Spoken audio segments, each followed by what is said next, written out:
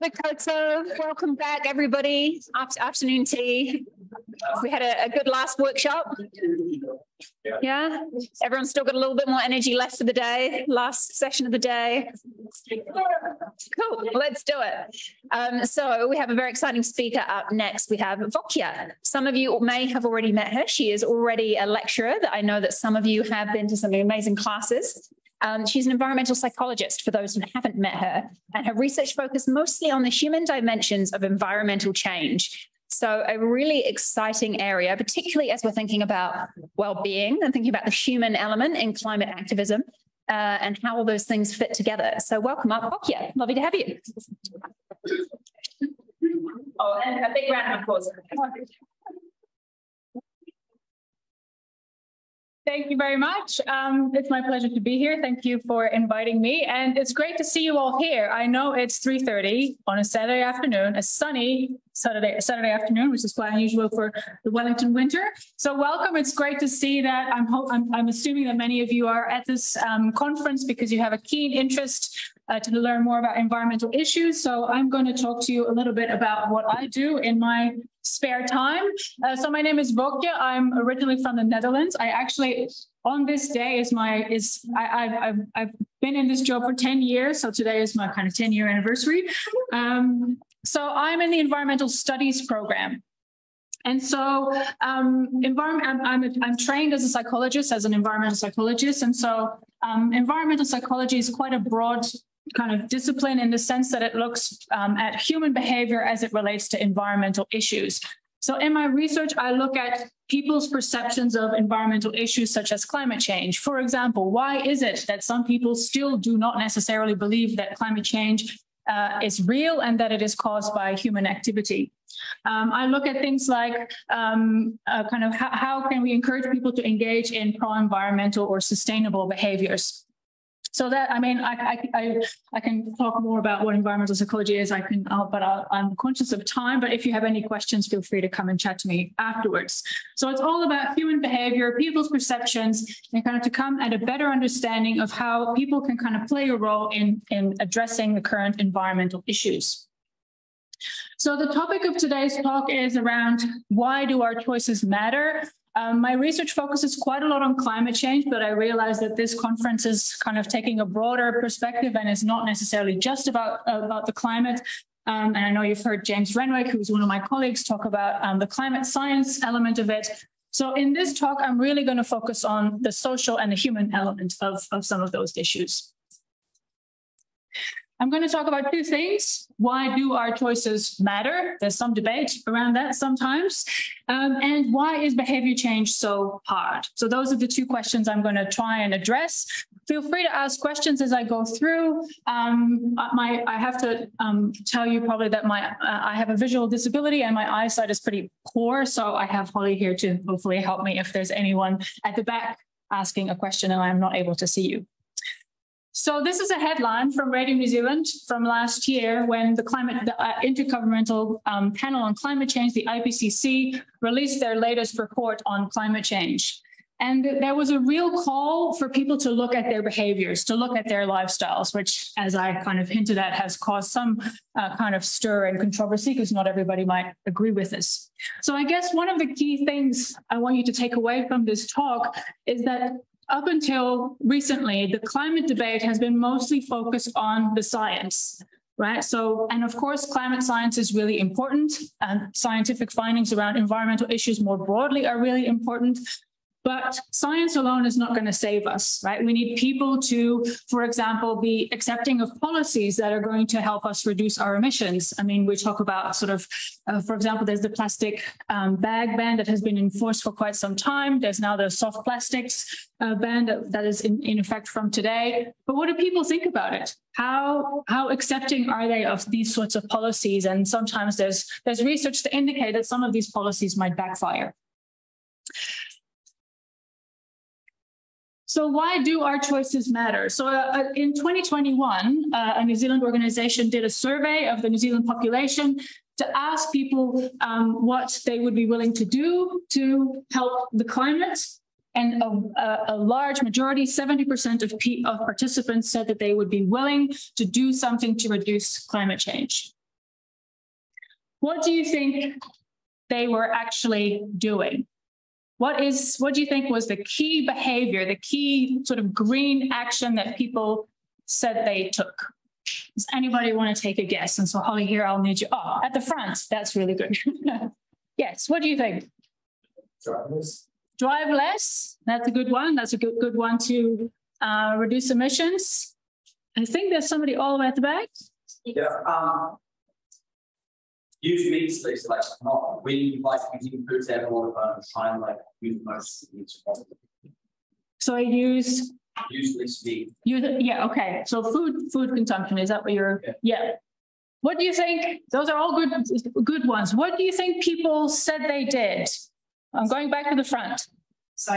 Recycling. Yes. So recycling is often seen as the typical green behavior. What is the potential problem with this? Right. So this is great. Like a statistic like this, 84% of people are recycling. What is potentially a problem with that? Yes.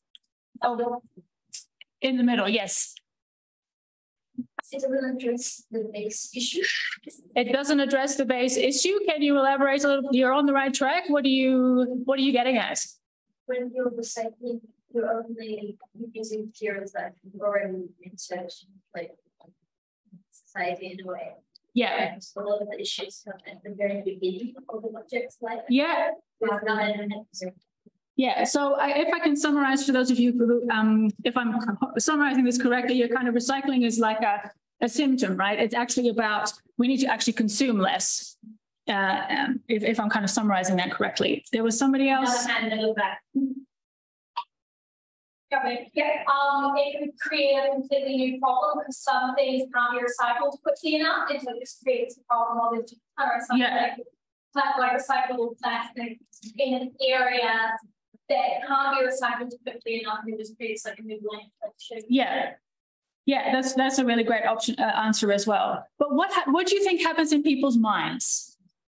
This is more of a tricky sort of question. Yeah, on the side there. Or yeah, it's hard for me to see who has their hand up. Sorry. Yeah, I think that yeah. So I think, well, like people think that that's it, like that's not Exactly. Exactly. They also think that by putting whatever it is in the recycling bin, it's going to be recycled. But yeah, it's like they don't. I don't think 84% of people actually recycle. They put stuff in the recycle. Yeah, part of that again recycled. Yeah, like they think they're doing something good, and then that's kind of enough there. Yeah, that's exactly right. So in psychology, we call this phenomenon. This is a kind of a principle that's called moral licensing, right? So if you do something good, that then gives you a moral license to do something. You know, you can kind of rest on your laurels because you're recycling, and so you're doing the right thing. So okay, job done. This is not the case for everybody. Obviously, I'm not kind of trying to generalize here, but there's some research in psychology that suggests that this might be happening, is that when people do something like recycling, which is when you think about the climate is not the most impactful behavior, it kind of creates another issue whereby people go, well, it's a little bit like, you know, I would go to the gym, for example, and then eat a scone or a brownie or something. You know, you kind of go, well, I've been to the gym, so I've burnt all these calories, so now I can eat a brownie and those sorts of things. So it happens in different aspects of our life. So I guess what I'm trying to say here, and some of you have already given more impactful behavior, because that was going to be my next question. So what can people do to reduce their emissions more effectively relative to recycling? So things like reducing your meat consumption or moving towards a plant-based diet, driving less. I think you mentioned that. So so that kind of points to another potential issue, is that people may not be aware of the environmental impact or the climate impact of their actions. People might also say, well, and these are some other things that what kind of strikes me when I see this top 3 list is that these are kind of relatively easy things to do that may not necessarily have a huge impact. Right, so do our choices, and so you can also then think, well, that's a kind of a question I often get. Well, if I change my behavior, that's not really going to make a huge dent in emissions. However, even research from the IPCC kind of indicates that about 40%, depending on kind of how you measure this, of emissions could be reduced via individual choices. And I want you to think about choices more broadly, right? I'm not just talking about recycling, but I'm also talking about things like taking part in protests or voting. I mean, once you, maybe some of you may not yet be able to vote in the next elections, but when you can in the next one after this, you know, if you vote for a party that has a kind of a progressive climate policy, that can make a bigger impact. Our consumer choices, so you kind of mentioned, one of you mentioned, well, it actually starts with that we need to buy less. It's not so much about recycling, it's sort of a symptom of a problem of consumerism that we are a part of. So that's, I guess when I talk about behavior, I want you to think about a broader spectrum of behaviors rather than just our day-to-day recycling behaviors. But behavior change can be hard. I don't know if you've ever made a New Year's resolution or try to change your own behavior. So I'm going to admit now that, so I am not a morning person. So I'm very thankful to the organizers of this conference that you've put me in the afternoon slot. If this had been at 9, I would have been physically present, but I would have probably been half asleep. So last year when I taught this course at Vic, I kind of thought, okay, I really want to change my behavior. So I'm going to commit to my students in public that I will become a morning person. Right. So the trimester is 12 weeks and I began really quite, you know, I was like committed, you know, plus I had made this commitment to my students. So I felt, you know, like this pressure to conform. But I can already tell you that I failed miserably. It was a big disaster. So maybe this is why I do research in the area of behavior change, because I know how difficult it can be. I'm still working on it. Still not terribly successful, but anyway, we'll keep going. So why is behavior change so difficult? I'm going to talk about 3 themes in psychology. I mean, there's many, many more, but these are just some examples to give you an idea of kind of why behavior change is so hard. The first one I want to talk about is that a lot of our behaviors are habitual. So we do these daily actions without really thinking about it. For example, and often when we do things without thinking, this leads to the formation of habits, which is why it's difficult to change. And these behaviors are often kind of, you do behaviors in a particular context. Like for me, getting up, I always make a cup of coffee, you know, because I'm not a morning person. I need the caffeine to get me going. I don't even think about it. I don't go, well, shall I have a cup of tea this morning or shall I have something else? I just go and make a coffee. Whereas for other people, they might get up and, you know, when they think about, oh, I have to go to work now, they just drive. They don't think about, oh, what other options could I cycle today? Could I take the bus? It's a very habitual process, which can make it difficult to change behavior. So the research from psychology strongly indicates that habits are a key barrier for people to engage in sustainable behaviors. And this is also why when you think about policies that are government policies, for example, that are aimed to change behaviors, a lot of government policies focus on information provision and education, right? For example, to raise awareness, which is a great idea. I'm not necessarily saying don't do that. But when you think about it, like information requires a more kind of conscious way of engaging with the information, right? You have to read the information, say about climate change or climate actions, or, you know, what is the most impactful thing I can do? And so, but when your behavior is habitual, you don't really think about it. So in your day-to-day life, you might have absorbed the information, but in your day-to-day life, you will kind of do the behavior because because it's automatic. So the second factor I want to mention why behavior change is so hard, and just as this is to illustrate one of the things I'm going to talk about. I'm not endorsing Fox News at all, but it will illustrate some of the things I'm going to talk about. This is known in psychology as a bias or a cognitive shortcut. These are kind of mental shortcuts that we use to make sense of our day-to-day life. And they can be really useful because we can kind of use these mental shortcuts to make up our mind about what's going on. But they can also lead to tunnel vision. And one of these, which brings me to the Fox News image, is known as confirmation bias. Has anybody heard of confirmation bias or knows what it is? Front row, yes. It's when you believe something and you only consume media that confirms that belief. Yes, when you seek out information that confirms your existing belief. I mean, it's sort of confirmation bias is sort of in the name, which is again not endorsing Fox News, but it's it's sort of if you don't believe in climate change, and there's there's groups of people who don't think climate change is happening. These sorts of headlines are kind of confirming what they already think about climate change. So somebody who's a climate skeptic will not necessarily watch, say, CNN or more kind of liberal or left wing. I wouldn't call CNN left wing, but anyway, you know what I mean. Media. So it's when people seek out information that confirms their beliefs. So why is this a problem? When we think about addressing environmental issues, why should we kind of be concerned about confirmation bias? This is not necessarily an easy question that I'm asking. Yes, in the front.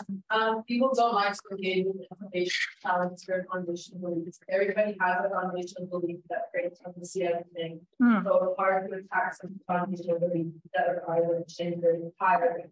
Yeah, so it's really hard. Again, thinking back to government policies or kind of education campaigns, you've probably heard of this expression, preaching to the converted, right? So people who don't engage with environmental issues or don't think it's their problem to solve, it means that they won't engage with that kind of information. And so if it's about reaching a broader group of people, it sometimes might even be about not even mentioning the word climate change, because for some people, the word climate change can kind of trigger all sorts of responses that, it's a hoax and et cetera, et cetera. And so sometimes kind of framing kind of information can be tailored to whether people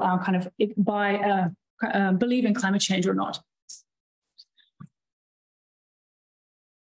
Another bias that I'll briefly mention that is kind of relevant again for climate communication is that people tend to underestimate environmental risks. And especially when you think about climate change, except for probably fairly recently, I think it's really hard to find a place on Earth that is not affected by climate change.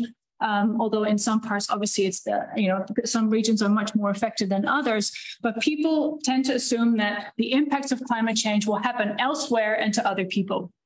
And imagery like this, the lone polar bear on the melting ice sheet, sort of can reinforce some of those ideas, right? This is kind of a very, very well-known kind of image that's often being used in climate communication, and it's obviously has been effective in certain ways. But in other ways, it actually affirms that actually it's far away. It's affecting the polar bears. It's not really affecting us. Right, so it's sort of this iconic image that is representing climate change, but it might actually make the problem seem further away than if you make it more local. The third and final one, and again, if you are a student in my course or will be a student in my course, you know that I go on and on and on, and I always go over time. So we'll try and stick to time. So the third component I wanted to talk about is social influence. And I mentioned this briefly when I talked about my efforts to become a morning person and when I committed myself, when I made a commitment to my students in public, right? So the idea here was why I did this was because I thought, well, my students, I'm now accountable to my students because I made this commitment. And so I made use of this idea of social influence, right? Peer pressure or kind of the kind of social accountability. So more generally, social influence, and you probably have experienced this in your day-to-day life as well, it refers to the notion that our beliefs and our behaviors are influenced by what other people do or what we think other people do. And social influence can also play a role in environmental issues such as climate change. So when people are faced with complex issues such as climate change, because climate change is a complex issue, they will often maybe talk to, what do my friends think of this? And what do my peers think of this? So social influence is studied quite a lot in psychology. If you have taken maybe psychology already or have an interest in it, you may know some of these kind of experiments around, how kind of psychologists have tried to figure out to what extent people are influenced by other people. So it's about what we see other people are doing. So for example, littering, Even sort of social norms around bringing your bag to the supermarket. So before the plastic bag ban was introduced, I think in 2018, it was probably reasonably rare to see people with their reusable shopping bags because, New World and Countdown and Pack and Save had the plastic bags, they were there. But this has shifted completely. So the ban, even though it's a ban, and so as a customer, you don't have a choice, but it has shifted our norms around, that it's okay now to bring a reusable bag. And you see them kind of in people's cars. And so it's, this prior to the ban, this was probably not very common. The other type of influence is what we think is expected of us. So, for example, an example in Wellington is saying thank you to the bus driver, right? So this is coming from the Netherlands. So we don't say thank you to our bus driver, which I've now started doing whenever I go back, which then people look at me quite strangely. But it's a social norm, right? You say thank you to the bus driver when you leave the bus. So again, when you think about sustainable behavior, this can also play a role. And I'll give an example of that in the next few slides as well.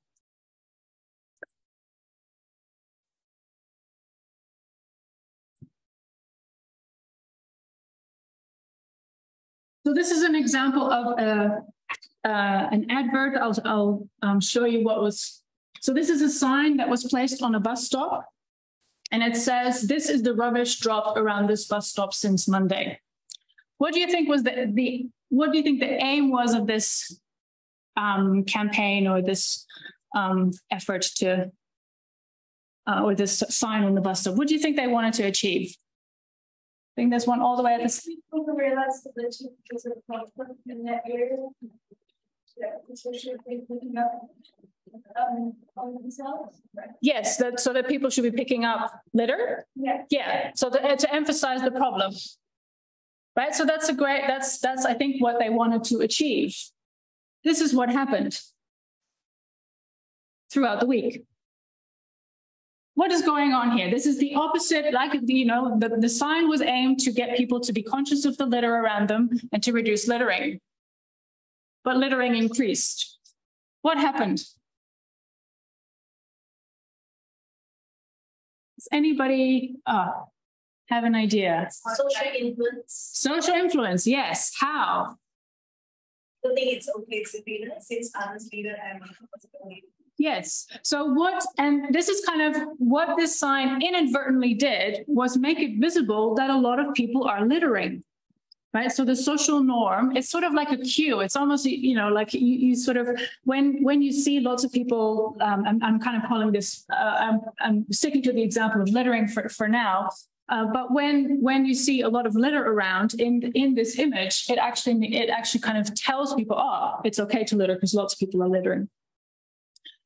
So it had and this often happens also more generally when you think about environmental campaigns around pollution, like water pollution or climate change. It emphasizes the problem. And by emphasizing the problem, it is implying that a lot of people are contributing to the problem. And therefore, it's sort of, the normal thing to do. And it can sometimes inadvertently make the problem worse. So I'll finish off by talking a little bit about my students, because I'm also a very proud supervisor of my students. And so some of my students who took my class wanted to explore this issue of social influence on campus. So this is what is formerly known as Big Books. As you know, unfortunately, Big Books is no longer on our campus. But it used to be, so this is I don't know if you've been on the Kelburn campus or kind of driven past it or ridden past it on the bus, but there's a bus stop and then there's the entrance to the bookshop and then there's steps. And a lot of people kind of hang out there and smoke a cigarette or, I don't know, they're waiting around. And so my students wanted to know, because I talked to the sustainability director and I said, if my students were to tackle a sustainability issue on campus, what would you like us to do? And he said it would be really great if you could get rid of all the rubbish that is outside of Big Books. So that is what they decided to do. And so they used the kind of insights about social influence to sort of examine, okay, so why is it that people litter? And so what they did, and sorry, this graph is not the way I had set it up, but anyway, we'll go with it. So what they did was they observed littering behavior. And so they did this in the baseline condition. So this was when basically business as usual. So they didn't change anything to the outside environment. And they observed the proportion of people who littered. So who put a piece of paper or whatever, or their cigarette butt in the bin, and the proportion of people who littered it on the ground. So this is business as usual. So almost 70% of people littered. Then they cleaned the environment. So the kind of in the evening before they did these observations, they cleaned the whole area. And then in the morning, they got it really early. So these were morning people. I don't know how they did it, but they got it really early. And then they kind of got the first people who got off the bus and, were kind of milling around. And this is what happened in the clean environment. So you see a reduction in people littering. So I'm hoping that you sort of see the trend here. Then they had a semi-littered environment where the students kind of put some additional litter around. And then they had a very littered environment. So they put stuff everywhere. Again, they did this the night before so that it was kind of in the morning they could kind of start their observations. Again, what does this tell you about the power of social influence? It indicates that people are more likely to litter in a littered environment. So the littered environment is a cue for people to litter. And so as a result of this, the sustainability manager has decided to change the cleaning schedule so that actually the environment is clean so that fewer people litter. Unfortunately, when they were doing their observations, they were photographed. They were actually photographed when they were putting all this litter out in front of big books. And so here you see some cigarette butts, and this ended up on the Facebook page. I think it was Vic, overseen at Vic. And so there was this whole comment section on Facebook about people kind of going, this is ridiculous, like there's all this littering behavior or all this littering going on campus. And then somebody who was a Psychology 101 student said, no, this is an experiment.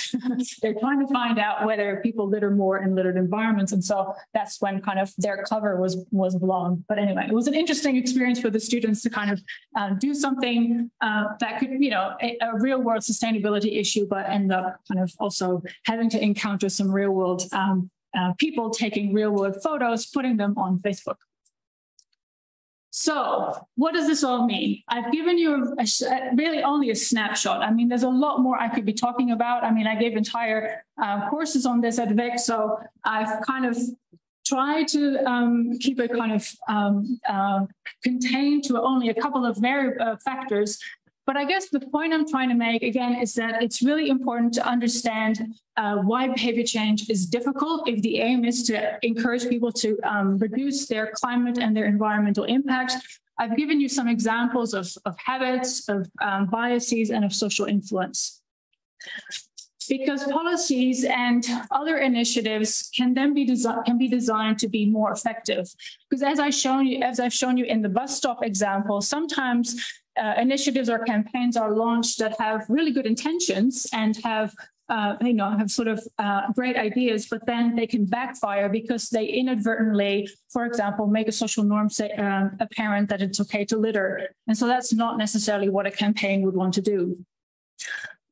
So, for example, when we think about cognitive biases, that sort of, if the IPCC report talks about temperature increases by the end of the century or sea level rise by 2100, that's a really long time away, right? So in a kind of temporal sense, that's a really long, really far away. And to be honest, I have trouble planning what I'm going to do next week. So, in terms of how people kind of interpret this information, it might be more important to make those sorts of facts and figures much more locally relevant for people. What is going to happen to us here in Wellington? What's going to happen in the Wellington region, on the Kapiti Coast, right? So impacts of climate change are also, and this is, I'm sure that James Renwick has talked about this morning, different regions are going to be impacted by climate change in different ways. And so we need much more personalized, localized information to really communicate what will happen in people's own local regions.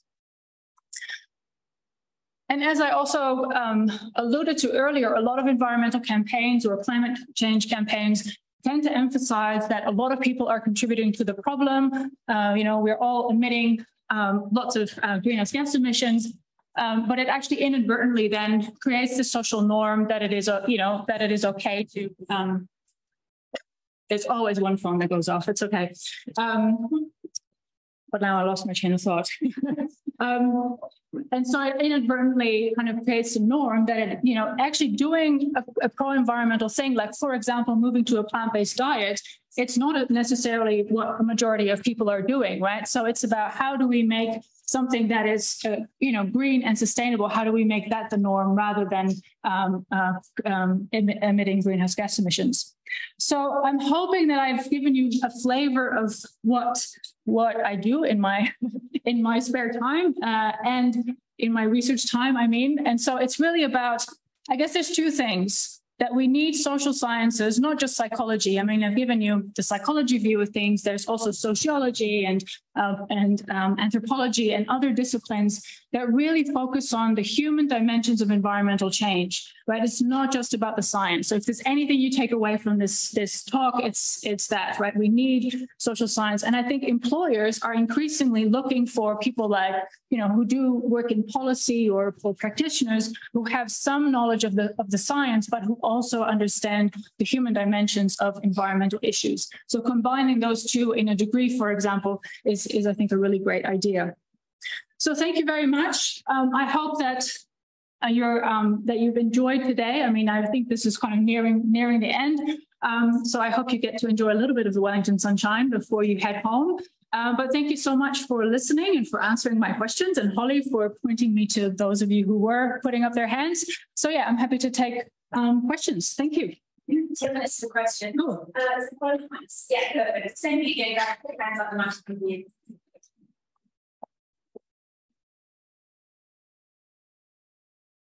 Starting with the middle of that. Hi. I was just wondering if I wanted to help make an impact on this whole littering thing, do you reckon I could do it from a different perspective, like using video games as a way to simulate the way and understand how it works? So could you repeat the first, simulate? So basically I learn easier through video games. Do you reckon I could simulate the what's happening to the littering and all that and put it into a way that I'd understand, or is it? Yeah, so if I'm understanding your question correctly, it's about I guess it's about kind of personalizing the information to communicate to people. Yeah. If I'm understanding your question correctly. Yes, you are. Yeah. Any other questions? More questions? Hands up. One from our kid. Feel free to keep putting your hands up so the microphone's ready to. With what you said about marrying the sciences and humanities, what would you recommend somebody that wants to do what you're doing would marry, what subjects they've married together? Sorry, what would I recommend? Somebody that wants to do what you're doing, what would you recommend that they would do that's sciences and humanities? Yeah, so in terms of, so the question is about kind of how do you bring together the different perspectives? So a lot of our students, and so I'm in the environmental studies program, and so a lot of our students, I can really only speak to what kind of our students are doing, but they often will take a degree, like a double major, for example, in say the physical sciences, but also in something like human geography or environmental studies. And so it's about, and some of you might be more interested in the climate and environmental science side of things, and others might be more interested in the social side of things. So it's about picking kind of where your passion is, right? So some of you might be really interested in, I don't know, water quality or water pollution or regenerative agriculture or climate action. And so it's about finding something that really sparks your passion, and then you kind of build your kind of interest around it. I think from a policy, so from what I know from students who have ended up in policy roles, for example, after they finish their degrees, the sense that I'm getting is that employers will often look for a kind of a holistic kind of skill set, right? So that you have some understanding of the science, but also of the human dimensions. If that was a very long-winded answer, but Yeah, it's really about finding what you're passionate about and then trying to build around, like, what do I need to know to really understand the issue? And some of it might be more social science focused and others might be more physical science focused. Yeah.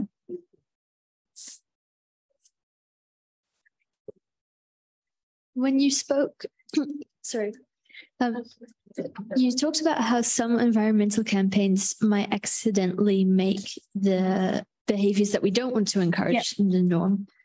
On a larger scale, in what way can you do the opposite? So to take your example, to bring like vegetarian and vegan dietary things, to bring that from a minority scene and then to make it seem like it's just another thing that you can do, like just very normal? That's an excellent question. It's also the million dollar question. So it's really like what works, like how do we get things like behaviors like plant-based choices, which are not necessarily mainstream, how can we make those kind of more mainstream? And I like what you said about that people might not even like make a conscious choice about it. So one of the ways that could be done is through something called nudging. I don't know if you've heard of nudging. It's quite popular in the policy world. So nudging effectively means that you change the context in which people make decisions. And so, for example, if Big Books or the lab or whichever cafe you go to get your coffee fix, they often also have pastries and meals and dish of the day. So if you make the vegetarian or the vegan option dish of the day, then people might just choose it because it's a dish of the day and they don't really care that it's vegetarian or vegan. Like, it's not necessarily listed as such, it's listed as dish of the day. And so there's ways in which those things can be changed. The other thing I would say, and it comes back to social norms, or it comes back to consumer choices, right? So, for example, I don't know, 10 years ago when I first moved here, I'm not sure I was able to order an oat milk flat white. But I think consumer demand, or maybe it was possible, I just didn't know about it, but consumer demand for plant-based alternatives to dairy has really increased, right? So it's this, consumers do have power in those sorts of ways. I still remember kind of in New World, there was like tofu, and now there's a whole kind of aisle that's dedicated to plant-based choices. So there is a shift in social norms that is also happening on that front. But I'm not saying that that's going to maybe make a huge difference, but there are ways in which people can be encouraged to make more sustainable choices in that way. So nudging is one example of that. Yeah, that's an excellent question. Thank you. Do you think that social influence like against climate action would be the biggest or one of the biggest reasons why there isn't enough climate action happening? Why social? I mean, it's a broader issue of like, why is there not enough climate action happening? Is that your question? Do you think that like social influence or just like a general norm of not doing much is the reason why not much is happening? It's part of the reason. Like, I don't think it's the only reason, but I do think that doing kind of green behaviors or sustainable behaviors is not necessarily the norm, apart from recycling, as we have seen, because 84% of people do recycle, apparently. So yeah, it's about shifting perhaps those behaviors to become more normalized. So social influence does play a role, I think, but it's not the only. I mean, the lack of climate action is a really kind of, it's also a more kind of systemic issue, right, around policy action, and yeah, I could go on, but but social influence definitely plays a part, but I think it is a broader issue as well. Yeah. We have time for one, maybe two more questions. Okay. So in terms of social influence, do you think that the news reporting on more positive climate change stories like activism and like the good things our society is doing to prevent climate change would create more change? I think so. I think that's a great example of how, if you have these positive ways in which other people are making a difference, for example, that can really then encourage other people to do that as well. So I do think I forgot to mention it, but I think having positive climate messages is really important, because we often get the doom and gloom and the kind of, it's not always an easy thing to wrap your head around, like what this will mean, and you kind of and having positive messages around positive impacts can play a really important part in terms of shifting behavior, but also alleviating some of the worry that people might have around, what will climate change mean for me? But taking a positive action can really make a difference in many different ways. Yeah, that's an excellent suggestion. Yeah. So last. I was just wondering about the environmental studies program. Yeah. Is it more about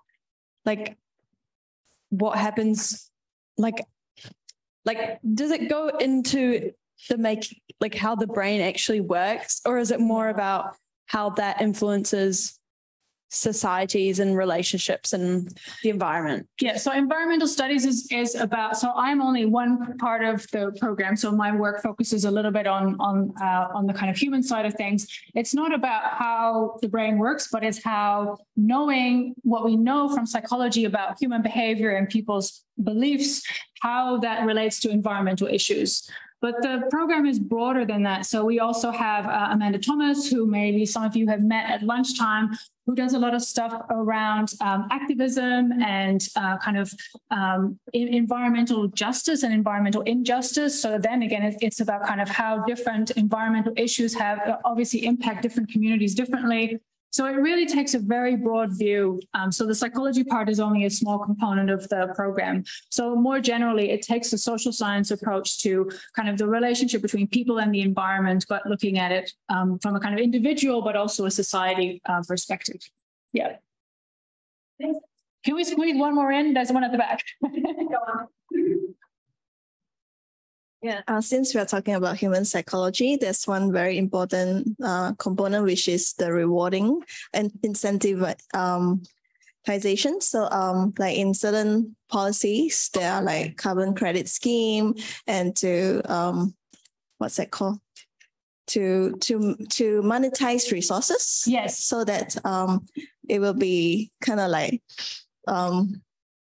tempting people to do some climate positive actions, but out of self-interest. What do you think? Does that work?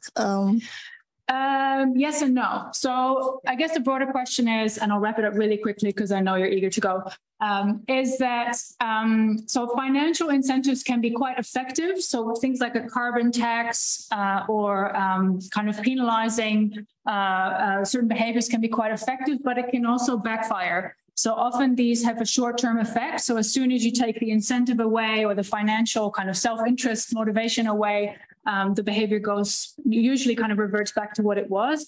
So yeah, yes and no, it works, but if you take the incentive, it doesn't necessarily create long-lasting change. You need to kind of keep those incentives going, if that makes sense. But yeah, that's an excellent question. And yeah, it's kind of an economic kind of issue.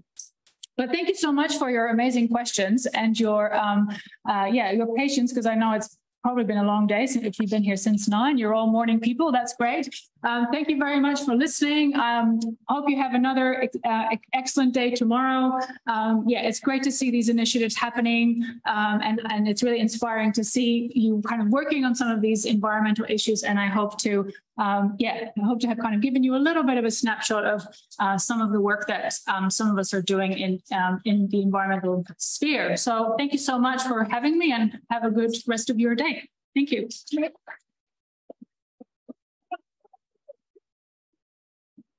Thank you so much. It sounds like you're going to have a few more students signing up for your environmental psychology courses. Yeah, some keen beans in the audience. Good. So we're just going to do a brief wrap up for the day now for the next sort of 10, 15 minutes or so, and then it's time to go home. So a huge thank you for all of our speakers today. Anyone else who's still in the room, big round of applause for everyone who's come up on stage today. Great. So before we all head off for the day, I just wanted to all take a quick moment to reflect on that intention that we set at the beginning of the day, that thing that you thought about while we were doing some breathing. And I'm just going to give you sort of 10, 15 seconds of silence now just to think about, did you get what you were looking for? Was that a connection? Was that a spark? Was it an idea? Was that someone to talk to around feeling sad or overwhelmed about climate change? Whatever it was, just a few seconds now to reflect on that.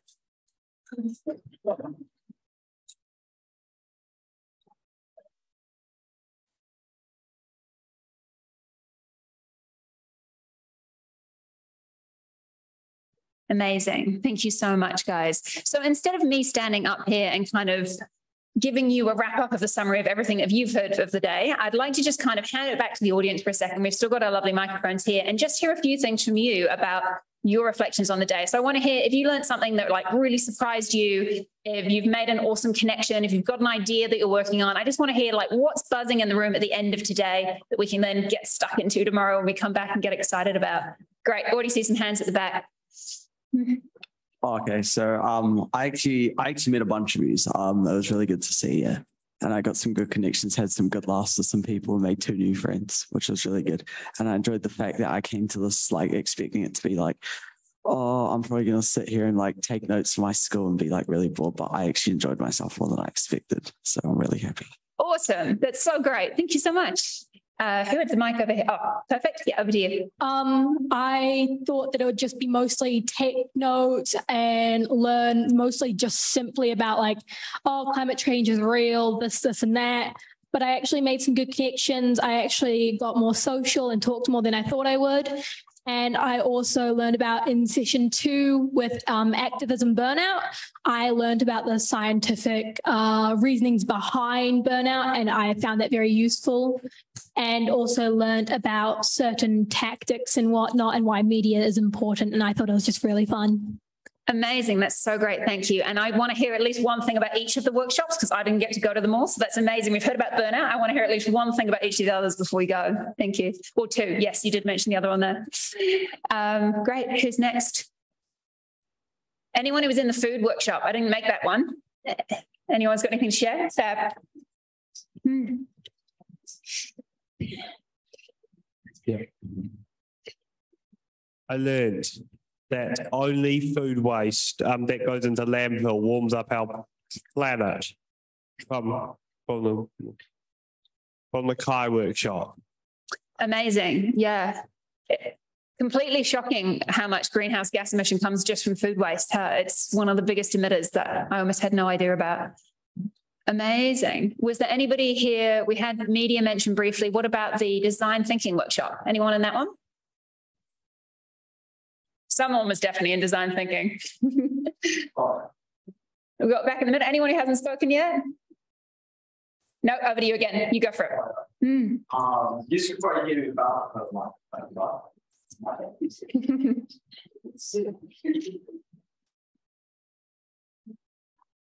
So the design thinking one was thinking about how like design thinking and thinking lateral and like all that, and we were thinking about how sustainability as a whole, so how countdown and all that and the soft use plastics could be like changed and how people were throwing their normal soft use plastics that don't have the recycling symbol on them. And we were mainly thinking about like coming up with, instead of having one path, having like multiple ideas to fix the same issue and like viewing them from different points. Amazing. Yeah. Awesome. Thanks. That sounds really fantastic. And I think a few people are feeling a bit shy and a bit tired at the end of the day, which is totally fair. So I'm just going to give you 30 seconds now to also just talk to the person next to you and just reflect on, is there anything you learned today that was just epic that you want to take away, or anything that you actually want to get more out of tomorrow?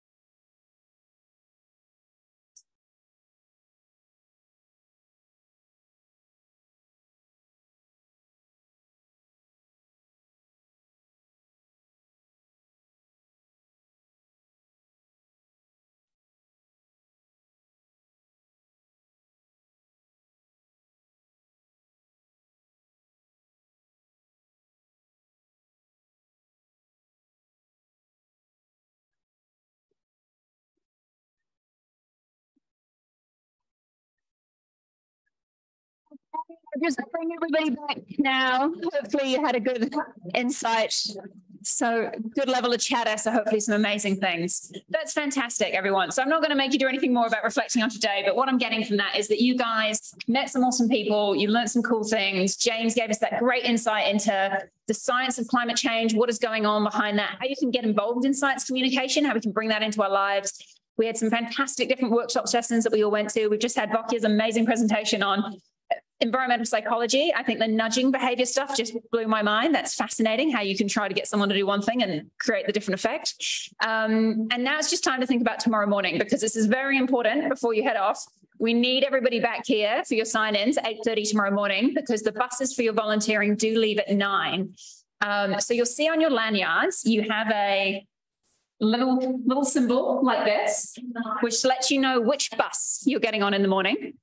So that's really, really key just to check. And if you don't understand that before you leave today, check in with some of the EnviroPAST t-shirts. We want to make sure that you get out there to Chartwell Bush and have the best day tomorrow.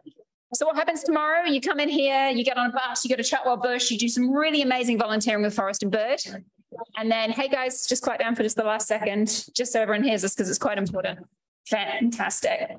And then you'll come back here to have lunch. So your morning's all out at Chartwell Bush. You've got to make sure that you've got some sturdy boots, some environmental clothes, some outdoor clothes on, sunscreen, all of the usual things. You've all been outdoors before. Dress smart for it, you know, not the place for stilettos or like anything you're going to freeze in. Just wear something warm, wear something sensible that's going to look after you when you're out in the bush doing that amazing action. Back here for lunch, we'll have the Climate Cafe in the afternoon, a final speaker session, and then that'll be the conference wrapped up. So with that, look forward to seeing you in the morning, getting on the right buses. It's going to be an amazing day. And we'll see you then. Kia ora koutou. Thank you very much.